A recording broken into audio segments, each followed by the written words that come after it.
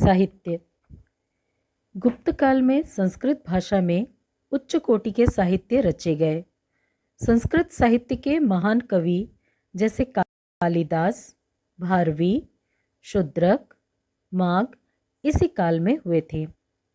कहा जाता है कि विष्णु शर्मा ने पंचतंत्र की प्रसिद्ध कहानियाँ भी इसी काल में लिखी थी तथा नारायण पंडित ने हितोपदेश की रचना की थी। चंद्रगुप्त विक्रमादित्य का दरबार अपने 9 रत्नों के लिए प्रसिद्ध था। इनमें सबसे प्रमुख कालिदास थे। कालिदास की प्रमुख काव्य रचनाएं हैं मेघदूतम और कुमार संभवम। उनका अभिज्ञान शाकुंतलम नाटक विश्व प्रसिद्ध है। इस समय के साहित्य में प्रमुख रूप से मनुष्य की भावनाओं व समस्याओं का व्यापक वर्णन है। चित्रकला एवं वास्तुकला।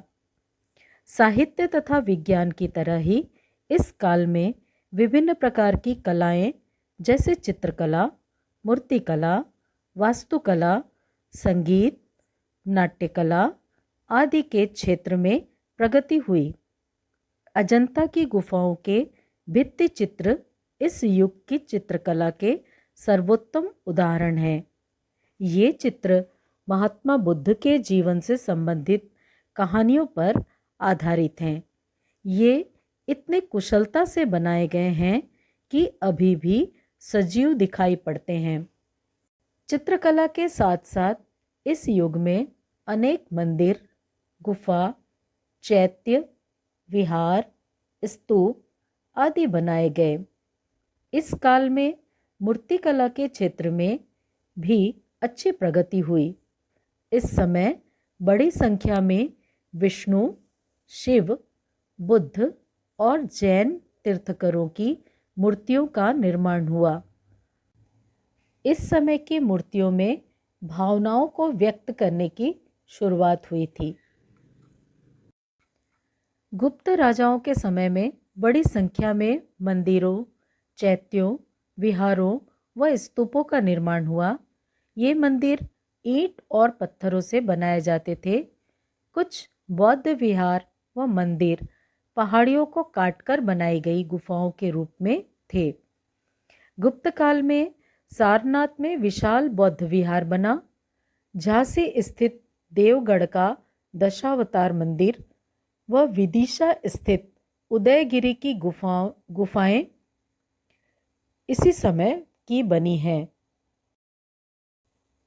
कानपुर के पास भीतर गांव में बना विष्णु मंदिर संसार में ईंटों से बना सर्वाधिक पुराना मंदिर है। छत्तीसगढ़ में गुप्तकालीन कला। इसी तरह ईंटों से बने वास्तुकला की एक अनुपम कृति छत्तीसगढ़ में भी है। यह है सन 650 ईस्वी के आसपास का बना सिरपुर का लक्ष्मण मंदिर। यह राजधानी रायपुर से लगभग 79 किलोमीटर की दूरी पर स्थित है।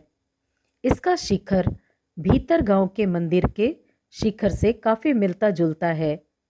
भीतर गांव की तरह यहाँ भी पौराणिक दृश्यों का अंकन तथा चौखट, प्रवेश द्वार आदि पर अलंकरण किया गया है। इससे पता चलता है कि छत्तीसगढ़ में भी गुप्तकालीन कला का प्रभाव था। आज भी माघ पूर्णिमा एवं बुद्ध पूर्णिमा के पर्व पर सिरपुर में मेला लगता है।